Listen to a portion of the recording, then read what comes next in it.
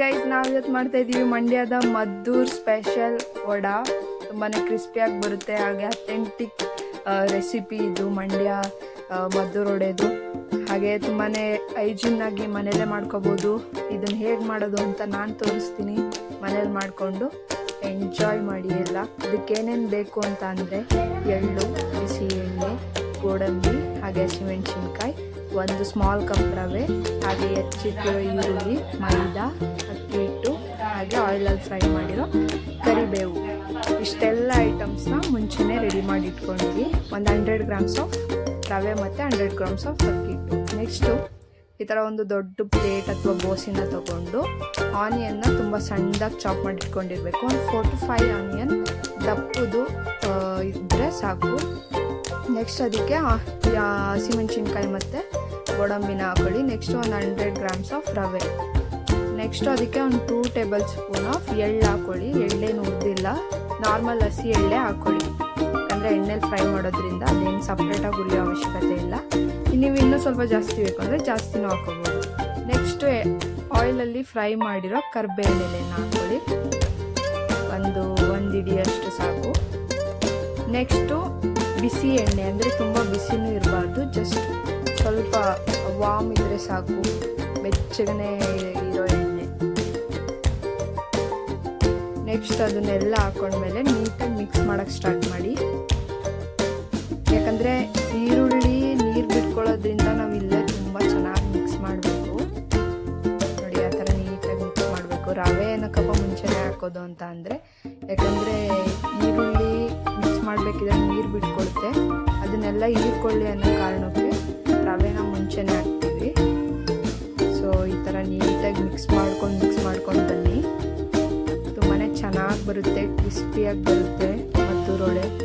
And ಗೋಡಂಬಿನ ನಾನು ಸ್ವಲ್ಪ ಕಮ್ಮಿನೇ ಹಾಕ್ಕೊಂಡಿದ್ದೀನಿ, ನೀವನ್ನ ಜಾಸ್ತಿ ಹಾಕೋಬೋದು. ಯಾಕಂದರೆ ಮನೇಲಿ ಅಷ್ಟೇ, ಅದಕ್ಕೋಸ್ಕರ ಅಷ್ಟೇ ಹಾಕ್ಕೊಂಡಿದ್ದೀನಿ. ತರಿಸ್ಬೇಕಿತ್ತು, ಬಟ್ ತರ್ಸೋಕ್ಕಾಗಿಲ್ಲ. ಸೊ ಇದೇ ಥರ ನೀಟಾಗಿ ಮಿಕ್ಸ್ ಮಾಡ್ತಾ ಬನ್ನಿ. ಎಲ್ಲ ಪ್ರತಿಯೊಂದು ಆನಿಯನ್ ಲೇಯರ್ಸು ಸಪ್ರೇಟ್ ಆಗಬೇಕು. ಆ ಥರ ನೀಟಾಗಿ ಮಿಕ್ಸ್ ಮಾಡಿ. ನೋಡಿ, ಈ ಥರ ಮಿಕ್ಸ್ ಮಾಡಿ. ನೋಡಿ, ಎಲ್ಲ ಬಿಡಿ ಆಯಿತು. ನೆಕ್ಸ್ಟು ಸಾಲ್ಟ್ ಹಾಕೊಳ್ಳಿ. ಎಷ್ಟು ಬೇಕೋ ಅಷ್ಟು ನೋಡಿಕೊಂಡು 1 ಟೇಬಲ್ ಸ್ಪೂನ್ ಆದರೆ ಸಾಕು ಅನಿಸುತ್ತೆ. ಒಂದು 4 to 5 ಬಿಗ್ ಆನಿಯನ್ಸ್ಗೆ ಎಷ್ಟು ಬೇಕಷ್ಟು ನೋಡ್ಕೊಂಡು ಸಾಲ್ಟ್ ಹಾಕೊಳ್ಳಿ. ಅದಾದಮೇಲೆ ಸಾಲ್ಟ್ ಹಾಕಿದ್ಮೇಲೆ ಯೂಶ್ವಲಿ ಆನಿಯನ್ ನೀರು ಬಿಟ್ಕೊಳ್ಳುತ್ತೆ. ಹಾಗಾಗಿ ಮತ್ತೆ ಅದನ್ನು ನೀಟಾಗಿ ಮಿಕ್ಸ್ ಮಾಡೋಕ್ಕೆ ಸ್ಟಾರ್ಟ್ ಮಾಡಿ. ನೋಡಿ, ಆ ಥರ ಮಿಕ್ಸ್ ಮಾಡಬೇಕು. ತುಂಬಾ ನೀಟಾಗಿ ಮಿಕ್ಸ್ ಮಾಡಬೇಕು.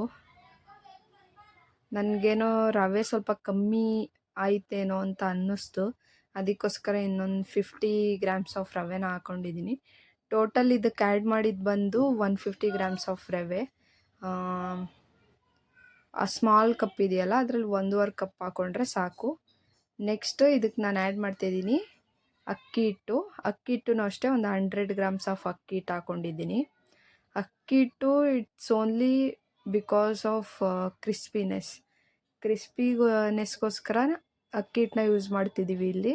ಅದರ್ವೈಸ್ ಅಕ್ಕಿ ಹಿಟ್ಟಿಲ್ಲ ಅಂದರೆ ಬೇಕಿದ್ರೆ ಸ್ಕಿಪ್ ಮಾಡ್ಬೋದು. ನೆಕ್ಸ್ಟು ಮೈದಾ ನಾನಿಲ್ಲಿ ತೊಗೊಂಡಿರೋದು ಒಂದು 1/2 kg. ಒಂದು ಮಿನಿಮಮ್ ಒಂದು 4 to 5 ಬಿಗ್ ಸೈಜ್ ಆನಿಯನ್ಗೆ 1/2 kg ಮೈದಾ ಓಕೆ ಇರುತ್ತೆ. ನೆಕ್ಸ್ಟು ಮೈದಾ ಸ್ವಲ್ಪನೇ ಹಾಕ್ಕೊಂಡು ಈ ಥರ ಮಿಕ್ಸ್ ಮಾಡ್ತಾ ಬನ್ನಿ.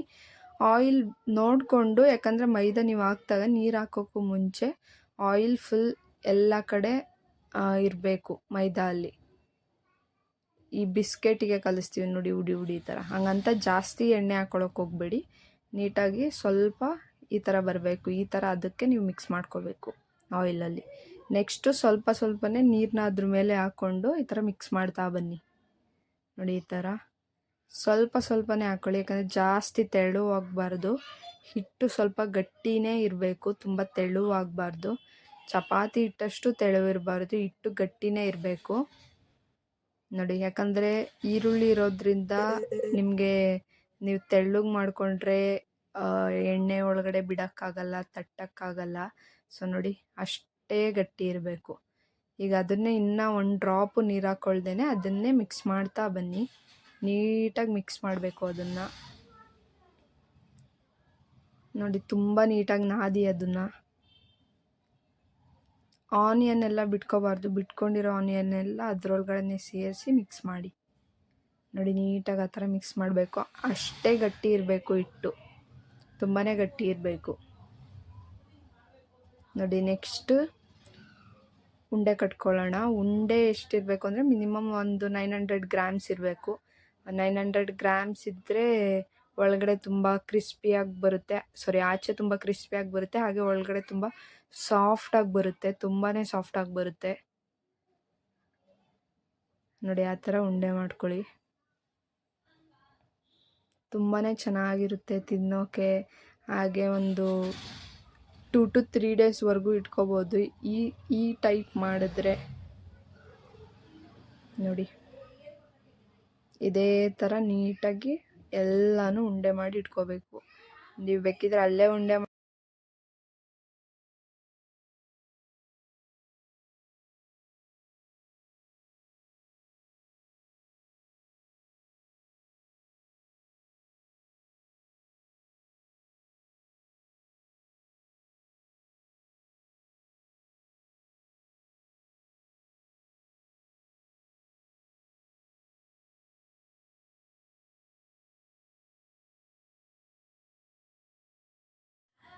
ನಾನು ಈ ಥರ ಉಂಡೆ ಮಾಡ್ತಿರ್ತೀನಿ. ಇವಾಗ ನಮ್ಮ ತನು ಬಂದು ಯಾರನ್ನೋ hi guys, welcome to my blog. ಇವತ್ತಿನ ಬ್ಲಾಗ್ ಏನಂದ್ರೆ ಅಚ್ಚು ಮದ್ದೂರು ವಡೆ ಮಾಡ್ತಾಳೆ ನೋಡಿ ಗಾಯ್ಸ್. ಹಾಯ್ ಮಾಡು ಅಚ್ಚು. ಹಾಯ್ ಮಾಡೆ. ಹಾಯ್. ಎಲ್ಲ ಉಂಡೆ ಕಟ್ ಮಾಡ್ಕೊಳ್ಳಿ ಗಾಯ್ಸ್. ಬನ್ನಿ ಎಲ್ಲಾನು ಇಂಟ್ರೊಡ್ಯೂಸ್ ಮಾಡ್ತೀವಿ.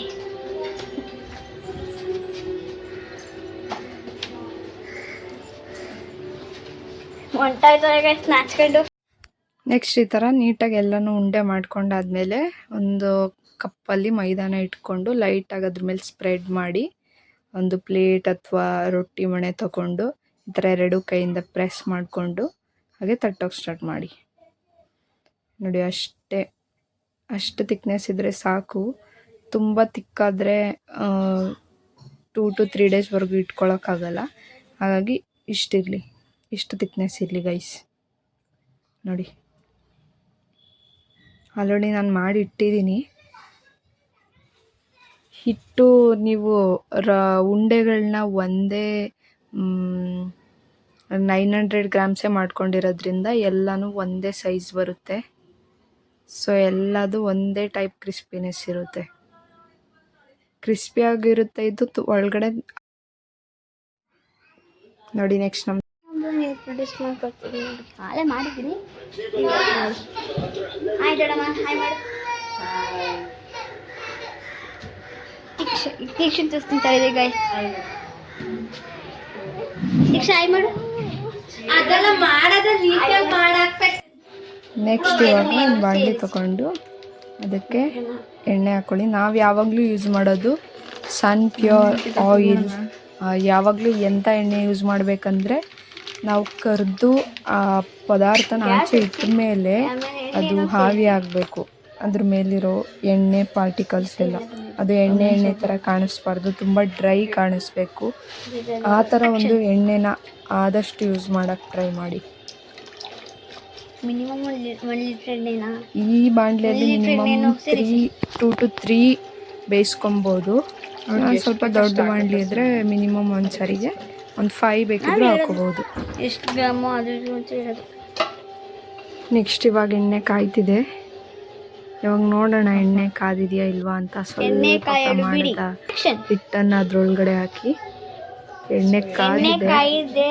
ಸೊ ಇವಾಗ ಒಂದೊಂದಾಗಿ ವಡಾನ ಅದ್ರೊಳಗಡೆ ಬಿಡ್ತಾ ಬರೋಣ. ನೋಡಿ ಒಟ್ಕೊಳ್ಳೋದು ಎಣ್ಣೆಗೆ ಬಿಟ್ಟ ಮೇಲೆ ಬಿಟ್ಕೊಳ್ಳೋದು ಆ ಥರ ಏನೂ ಪ್ರಾಬ್ಲಮ್ ಇಲ್ಲ. ತುಂಬಾ ನೀಟಾಗಿ ಬರುತ್ತೆ, ತುಂಬ ಸಾಫ್ಟ್ ಆಗಿರುತ್ತೆ ಒಳಗಡೆ, ಹಾಗೆ ತುಂಬಾ ಕ್ರಿಸ್ಪಿಯಾಗಿರುತ್ತೆ. ಆ್ಯಂಡ್ ಟೇಸ್ಟು ಕೂಡ ಅಷ್ಟೇ ತುಂಬಾ ಚೆನ್ನಾಗಿರುತ್ತೆ. ಎಳ್ಳು ಹಾಕಿರೋದ್ರಿಂದ ಅದರಲ್ಲಿ ಎಕ್ಸ್ಟ್ರಾ ಫ್ಲೇವರೇ ಬರುತ್ತೆ. ನಾನಿಲ್ಲಿ ಸ್ವಲ್ಪ ಕಮ್ಮಿ ಆಗ್ತೆ, ಆಮೇಲೆ ಅನ್ನಿಸ್ತು ಸ್ವಲ್ಪ ಜಾಸ್ತಿ ಹಾಕಬೇಕಿತ್ತು ಅಂತ. ಸೊ ಇನ್ನೊಂದು ಸ್ವಲ್ಪ ಜಾಸ್ತಿ ಎಳ್ಳು ಹಾಕೊಳ್ಳಿ. ಎಳ್ಳೇನು ಬಾಡಿಗೆ ಕೆಟ್ಟದ್ದೇನಲ್ಲ, it's very good for health. ಹಾಗಾಗಿ you can use much more sesame seeds. ನೋಡಿ ಈ ಥರ ಆ ಕಡೆ ಈ ಕಡೆ ಎಲ್ಲೂ ಬದಲು ಮಾಡಿ ಬೇಯಿಸ್ಕೊಳ್ಳಿ. ಆ್ಯಂಡ್ ಲೋ ಫ್ಲೇಮಲ್ಲಿ ಇಟ್ಕೊಳ್ಳಿ, ತುಂಬ ಹೈ ಫ್ಲೇಮ್ ಬೇಡ. ಹೈ ಫ್ಲೇಮಲ್ಲಿ ಇಟ್ಟರೆ ಆಚೆ ಮಾತ್ರ ಬೇಯುತ್ತೆ.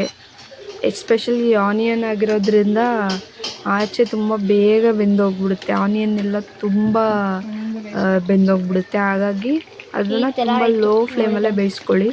ನೋಡಿ ಕಲರ್ ಚೇಂಜ್ ಆಗ್ತಾ ಬರ್ತಿದೆ, ಗೋಲ್ಡನ್ ಬ್ರೌನ್ ಕಲರ್ ಬರಬೇಕು, ಅಲ್ಲಿವರೆಗೂ ನೀಟಾಗಿ ಬೇಯಿಸ್ತಾ ಬನ್ನಿ. ನೋಡಿ ಎಷ್ಟು ನೀಟಾಗಿ ಬೇಯ್ತಿದೆ. ಆ್ಯಂಡ್ ಇವಾಗ ಅದನ್ನು ಆಚೆ ತೆಗಿಯೋಣ. ನೋಡಿ ಎಷ್ಟು ನೀಟಾಗಿ ಕಲರ್ ಎಲ್ಲ ಬಂದಿದೆ, ಶೇಪ್ ಇರ್ಬೋದು. ಆ್ಯಂಡ್ ನೋಡೋಕ್ಕೂ ತುಂಬ ಚೆನ್ನಾಗಿದೆ. ಆ್ಯಂಡ್ ಐ ಹೋಪ್ ತಿನ್ನೋಕ್ಕೂ ಅಷ್ಟೇ ಚೆನ್ನಾಗಿರುತ್ತೆ. ನೀವು ನೋಡ್ತಿದ್ರೆ ಅಲ್ಲಿ ಕಾಣಿಸ್ತಿದೆ ಎಷ್ಟು ಕ್ರಿಸ್ಪಿಯಾಗಿ ಬಂದಿದೆ ಅಂತ.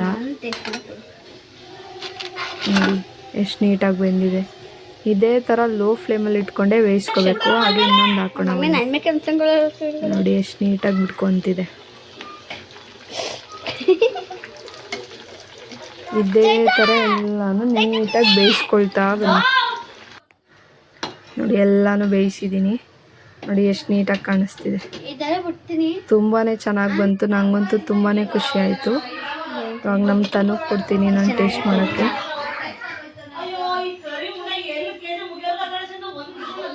ತನು ಹೇಗಿದೆ?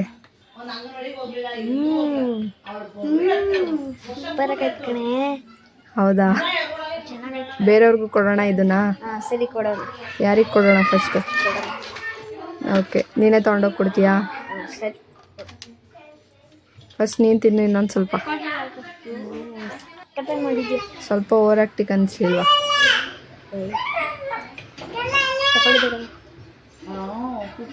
ದೊಡಮ್ಮ ಸ್ವಲ್ಪ ಓವರ್ ಆಕ್ಟಿಂಗ್ ಮಾಡಿದ್ರು ಅಲ್ವಾ?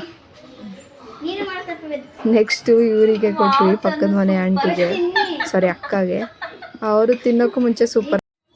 Thanks for watching. ಇದೇ ಥರ ಮಾಡಿಕೊಂಡು ತಿಂತಾ ಇರಿ.